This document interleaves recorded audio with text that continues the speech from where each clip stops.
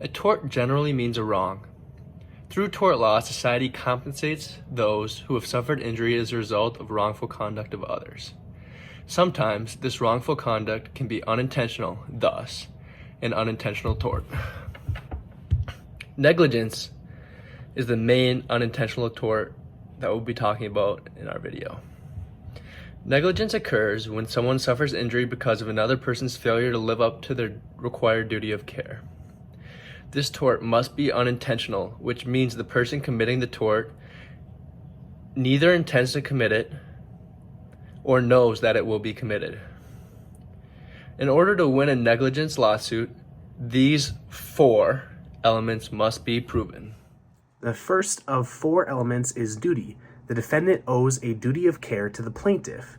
This duty of care means that people are responsible to exercise reasonable care.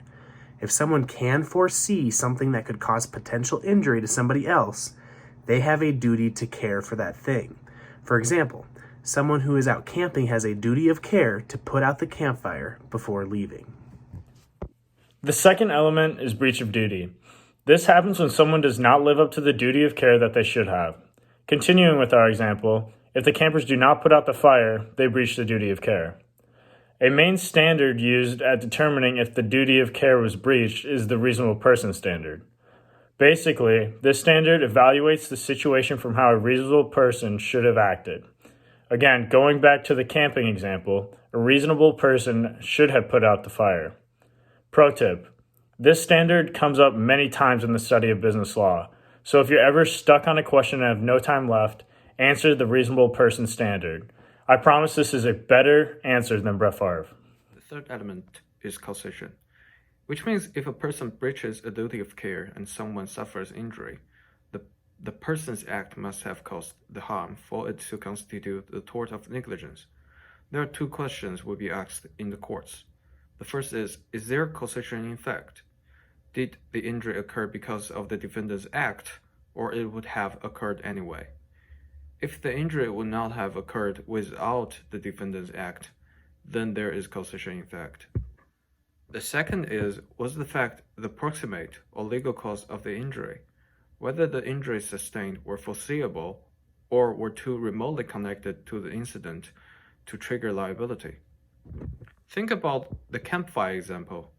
If a person did not put out the fire and it ended up burning down the forest, which caused serious injury to a nearby deer hunter, there is causation in act, and also the act was proximate cause of the injury, because no fire, no burnt hunter. Damages. The plaintiff needs to suffer a legally recognizable injury. If the plaintiff can show that they suffered a legally recognizable injury, like a broken arm, they can receive compensatory damages for the medical bills, as well as they could possibly receive punitive damages if the negligence was considered gross.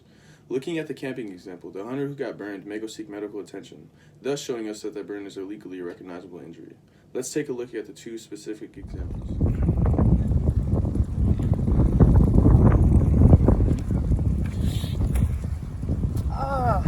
My ankle, I think it's broken. Well, my ankle is broken. Happened due to that stupid uneven sidewalk. Unfortunate news for Coach B and the rest of the squad. I'm out 9 to 12 weeks with the possibility of no recovery. All right, let's look at the example that we just witnessed. So the first element is duty. The person who owns the house has a duty to care for the people who are walking on the sidewalk. Thus, the duty of care is established. The second one, the breach of the duty of care. By not fixing that obvious gap in the sidewalk, the landowner breached their duty of care. This is judged by the reasonable person standard, which says how a reasonable person should act. In this case, they should have fixed the concrete to prevent someone from tripping and getting hurt, like what happened. The third one is causation. It is obvious that the uneven concrete was the cause of this person to trip and fall. If the concrete was even, they would not have fallen. Thus, the injury was caused by the breach of duty of care on the landowner's behalf. And the last one is damages. The man who fell went to the emergency room because his ankle hurt. He was diagnosed with a broken ankle, which is a legally recognizable injury. He incurred expense by going to the ER to get medical help. Thus, because of the landowner's negligence, they would be responsible for the damages caused.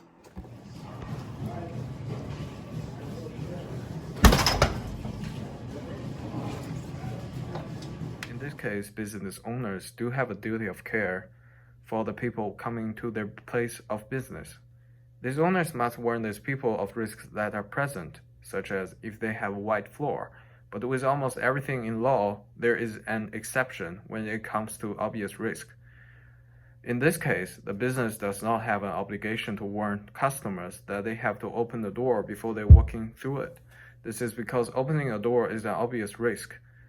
The business did not breach their duty of care in this case because the risk was obvious, and thus there's no breach of the business duty of care, there's no causation, even though the person walking into the door may have incurred some emotional embarrassment.